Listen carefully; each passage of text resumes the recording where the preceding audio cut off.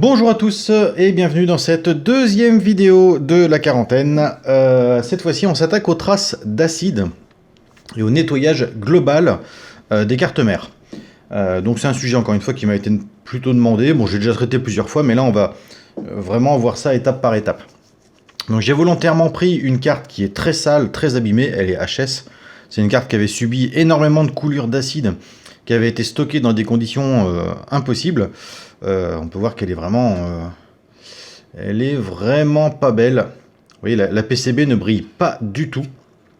On voit que c'est vraiment crado. Donc on va utiliser cette carte là. On va se concentrer surtout sur cette partie là, puisque c'est là où l'acide a le plus coulé et là où il y a le plus de traces. Bref, pour commencer, j'utilise de l'acétone. Alors je sais qu'on peut aussi utiliser de l'alcool isopropylique, mais moi j'utilise de l'acétone. Ensuite, des cotons-tiges. Vous trempez le coton-tige dans l'acétone. Et on va prendre une zone. Alors, hop. Là, on voit que j'ai commencé à frotter juste avant la vidéo. On voit ici, c'est tout terne, c'est tout moche. Donc, il faut frotter. On voit en fait que la poussière et les restes d'acide absorbent l'acétone. L'idée, en fait, c'est de liquéfier tout ça. Très souvent, en fait, l'acide est stocké dans la poussière qui est sur la carte. Et on peut voir les résidus de saleté. Donc ça, c'est le petit nettoyage de surface. Mais généralement, ça suffit pas. Il faut utiliser une méthode un petit peu plus bourrin, c'est-à-dire un pinceau et noyer dans l'acétone. En fait, le fait de le noyer comme ça va faire que le produit va passer sous les composants. Voilà, et ça permet vraiment d'aller nettoyer partout.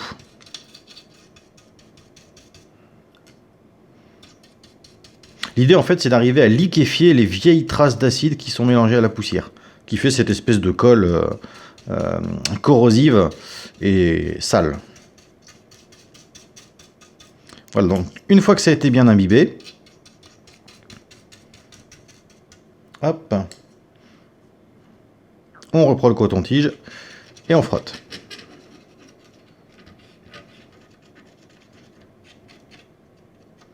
Donc là, normalement, l'acétone va suffisamment liquéfier l'acide pour qu'on puisse le retirer assez aisément, en fait. Ça permet de retirer les restes de flux, les restes d'étain, bref, de nettoyer tout ce qui traîne.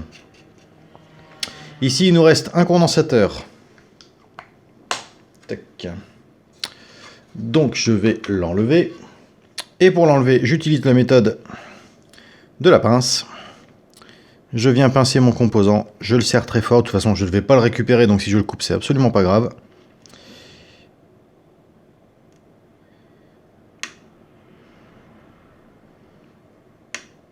Tac, le composant est tellement pourri que les pattes ont cassé.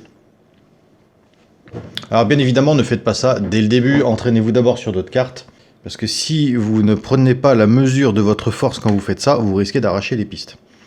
Donc là, on voit que les deux pistes sont apparentes. On voit qu'il y a une petite trace d'acide dessous. On enlève le plus gros. Et on fait chauffer le fer à souder. Donc maintenant que le fer à souder est chaud, on va venir nettoyer les pattes. On fait fondre le vieil étain. En même temps, on récupère les restes du condensateur. Voilà. On nettoie la panne et ensuite on va recharger les contacts. Voilà, ça permet en même temps de reliquéfier les résidus d'anciens flux de soudure et d'étain. On va laisser comme ça, ressortir un coton-tige et de l'acétone. Et on nettoie en frottant bien fort.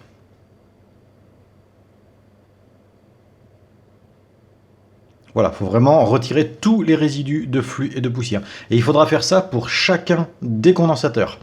Là, je fais la vidéo sur un seul condo, mais il faudra répercuter cette opération-là sur tous les condensateurs de toute la carte. Alors là, ça va, c'est un Amiga 1200, mais quand c'est une CD32, il y a 32 condensateurs. Alors on va compter 30, puisqu'il y a 2 condensateurs traversants. Tous les autres sont des CMS. Là, pareil, on va bien faire circuler l'acétone sous la diode, que l'on voit, pour aller chercher l'acide qui est dessous. C'est vraiment ça le plus important, aller chercher l'acide qui est prisonnier sous les composants. Bon alors là, rien de nouveau, vous l'avez déjà vu dans plein d'autres vidéos. Je vais utiliser un détergent, donc c'est un produit d'entretien classique, mais qui a une très forte capacité dégraissante. Là encore une fois, c'est un produit qui est très liquide et qui va se propager un peu partout sur la carte. Donc il ne faut pas hésiter à noyer la carte et laisser agir le produit à peu près une quinzaine de minutes, 15-20 minutes. Ça suffit largement pour que tout soit bien liquéfié. Une fois que le produit a agi, on va utiliser tout simplement du produit vaisselle. Encore une fois, aucun produit miracle, hein, c'est que des produits, je dirais, ménagers de tous les jours. Le produit vaisselle, donc il va falloir l'étaler un petit peu sur la carte et avec un pinceau, le faire mousser. Voilà, on va frotter, donc on va vraiment liquéfier encore une fois tous les résidus. On va les mélanger au détergent qu'on a mis, plus au produit vaisselle. Le produit vaisselle ayant encore une fois un principe nettoyant et dégraissant. Donc là, on n'hésite pas, on frotte partout, dans tous les sens, de façon à bien répartir le produit. Et bien évidemment, on fera les deux côtés de la carte. Voilà, ça fait à peu près 20 minutes que j'ai passé le produit vaisselle, donc ça veut dire à peu près 40 minutes de nettoyage en tout. Maintenant, on va pouvoir tout simplement tout rincer à l'eau la plus chaude possible. Moi, j'utilise tout simplement l'eau de mon chauffe-eau sans additionner d'eau froide.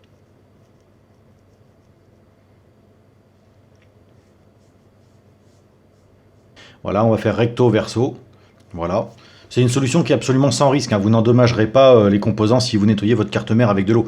Bien évidemment, il est hors de question de la remettre sous tension tant qu'elle n'est pas complètement sèche. Pour info, là, elle va passer, il fait beau aujourd'hui, donc elle va passer à peu près 3-4 heures en plein soleil dehors, donc je sais qu'elle sera bien sèche. Et je ne recommencerai la soudure des composants que demain. Je vais laisser passer la nuit. Et en même temps, je la laisserai sur un radiateur de la maison pour être sûr qu'elle soit vraiment bien sèche. Donc, on se retrouve dans une dizaine d'heures. Bien, nous voici donc quelques jours plus tard.